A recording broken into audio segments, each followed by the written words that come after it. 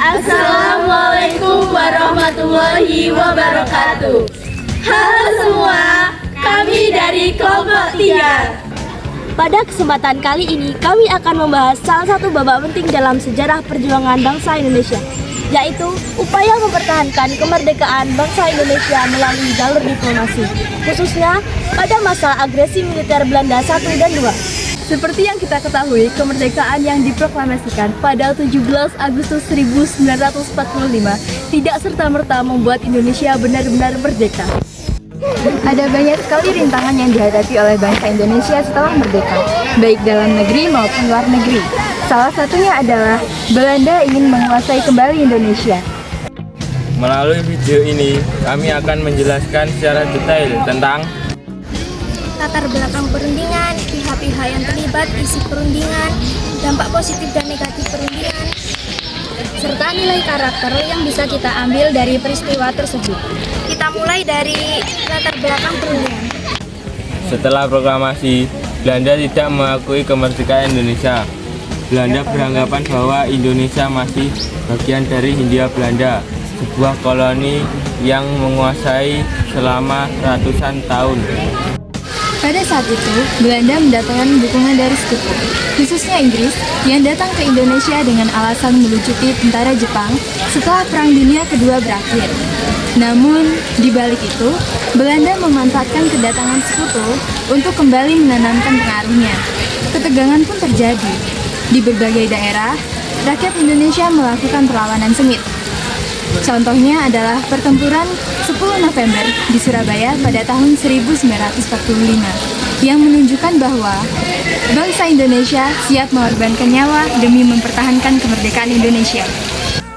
Namun, meskipun perjuangan bersenjata berkobar di berbagai daerah, pemerintah Indonesia juga menyadari pentingnya diplomasi dunia internasional harus meyakinkan bahwa Indonesia memang pantas merdeka, bukan sekedar pemberontak bagi Belanda.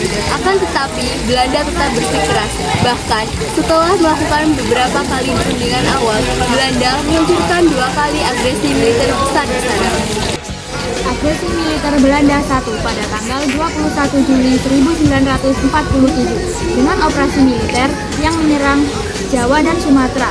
Tujuan Belanda adalah menguasai daerah perkebunan, pelabuhan, serta wilayah kaya sumber daya alam. Agresi militer Belanda 2 pada tanggal 19 Desember 1948. Kali ini Belanda menyerang Yogyakarta yang saat itu menjadi ibu kota Republik Indonesia. Para pemimpin bangsa seperti Soekarno, Hatta, dan Sultan Syahrir ditawan. Agresi militer ini membuat dunia internasional, terutama PBB, turun tangan untuk menekankan Belanda dan mencari solusi damai melalui perundingan.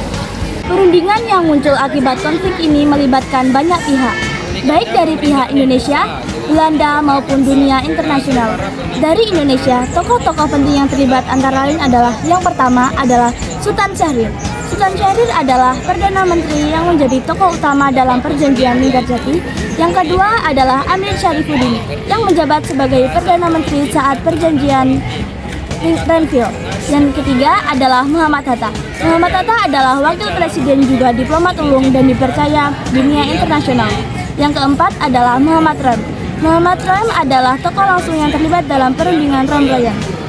Dari pihak Belanda terdapat tokoh-tokoh penting, seperti yang pertama adalah Hubertus van Mook. Hubertus van Mook adalah Letnan Jenderal Gubernur di Belanda. Yang kedua adalah Sker Hermerhan, adalah pemimpin delegasi Belanda dalam perundingan Linggarjati. Yang ketiga adalah Van Rooyen. Van Rooyen adalah tokoh yang namanya terabadikan dalam perundingan Romreyan. Selain kedua negara, dunia internasional juga ikut campur tangan. PBB membentuk Komisi 3 Negara menjadi mediator. KTN yang beranggotakan 1. Amerika Serikat yang diwakili oleh Frank Graham. Yang kedua, Australia yang diwakili oleh Rick Kirby. Yang ketiga, yaitu Belgia yang diwakili oleh Paul van Zieland.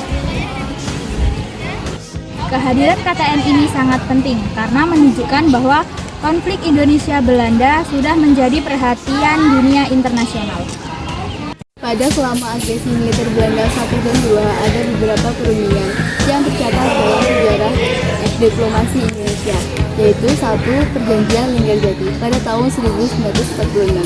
Perjanjian ini terjadi di Linggarjati, tepatnya Jawa Barat. Hasilnya 1. Belanda mengakui secara de facto kekuasaan terhadap Jawa, Sumatera, dan Madura.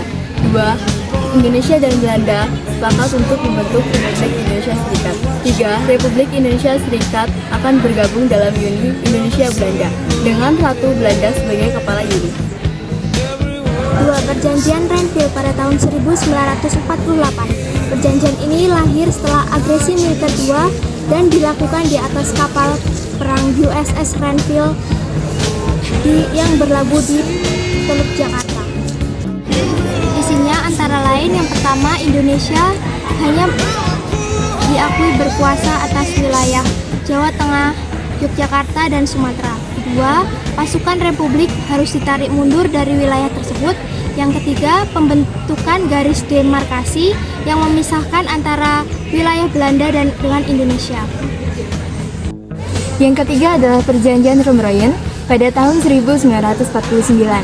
Perjanjian ini lahir setelah agresi militer Belanda yang kedua. Namanya diambil dari dua tokoh yang terlibat, yaitu Muhammad Rum dari Indonesia dan Van Rooyen dari Belanda. Isi perundingan ini antara lain adalah: yang pertama, Belanda mengembalikan Yogyakarta kepada Republik Indonesia. Yang kedua, para pemimpin Indonesia yang ditahan Belanda dibebaskan.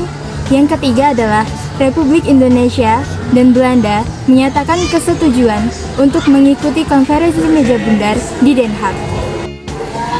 Meskipun perundingan tersebut penuh tantangan, namun pada akhirnya dapat membuka jalan menuju pengakuan kedaulatan Indonesia. Perundingan ini memiliki dampak positif dan dampak negatif bagi Indonesia. Adapun dampak positifnya adalah yang pertama, dunia semakin memberi dukungan kepada Indonesia seperti PBB, Amerika Serikat, dan negara-negara Afrika Asia melihat Indonesia sebagai bangsa yang pantas merdeka. Yang kedua, diplomasi menegaskan bahwa Indonesia bukan bangsa agresif, melainkan bangsa yang cinta damai.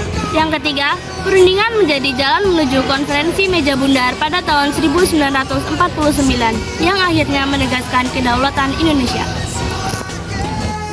Lalu, dampak negatifnya adalah yang pertama, wilayah Indonesia semakin sempit, terutama setelah perjanjian Renville. Yang kedua, Belanda berkali-kali melakukan pelanggaran dari perjanjian tersebut yang menunjukkan bahwa diplomasi tidak selalu berjalan mulus. Yang ketiga, rakyat Indonesia menderita karena peperangan, pengungsian, dan krisis ekonomi. Dengan kata lain, diplomasi memang membuka jalan keluar, tetapi tetap harus dibayar dengan pengorbanan besar. Dalam peristiwa ini kita bisa dapat mengambil banyak pelajaran yang berharga. Pertama, pantang menyerah. Walaupun ditekan habis-habisan oleh Belanda, Indonesia tetap berjuang dengan segala cara. Kedua, cinta damai. Indonesia menunjukkan bahwa pada dunia bahwa Indonesia lebih memilih jalur perundingan untuk mengurangi banyak korban.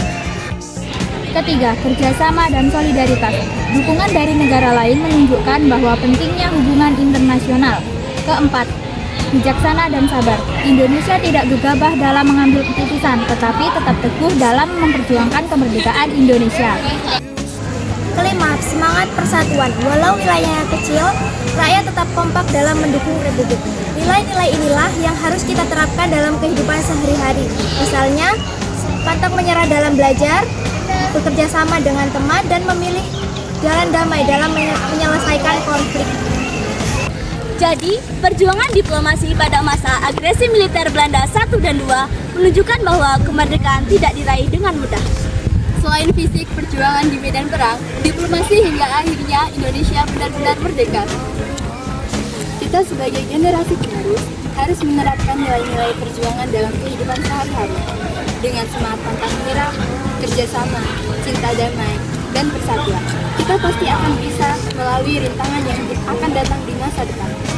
Sekian pemaparan dari kelompok kami.